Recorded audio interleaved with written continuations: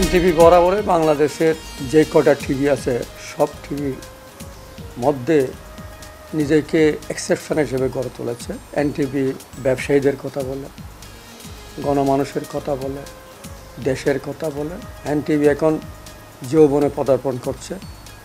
আমি এনটিভির এই শুভ দিনে স্বাগত জানাই। ব্যবসা বান্ধব টিভি হিসেবে এনটিভি প্রকাশ করবে, সেটাকে আমরা আশা করি। এনটিভি একটি পুরানো টেলিভিশন চ্যানেল হিসেবে আমি মনে করি তারা অতীতে যেভাবে কাজ করে আসছেন, ভবিষ্যতে তারা নিরপেক্ষভাবে সেভাবে কাজ করে যাবেন, সেটাই আমাদের প্রত্যাশা। এবং বাংলাদেশ যে এগিয়ে যাচ্ছে, বাংলাদেশের যে সম্ভাবনা, বাংলাদেশ যে একটা বিশাল সম্ভাবনার দেশ, মাননীয় প্রধানমন্ত্রীর নেতৃত্বে যেভাবে দেশ এগিয়ে যাচ্ছে, আমি মনে করি এনটিভি সে ধারাকে অব্যাহত রাখবে এবং সেই সকল নিউজগুলি কভার করবেন এবং বাংলাদেশের সম্ভাবনাময় যে সকল জায়গায় সম্ভাবনা আছে সেগুলি তুলে ধরবেন।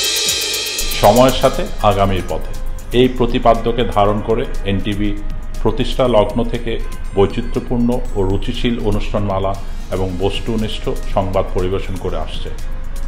এর মাধ্যমে তারা তুলে ধরছে বাঙালি সংস্কৃতি, ইতিহাস, ঐতিহ্য ও মহান মুক্তিযুদ্ধের চেতনাকে।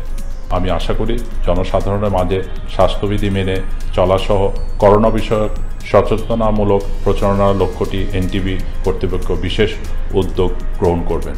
আমি এনটিভির উত্তরোত্তর সাফল্য কামনা করছি।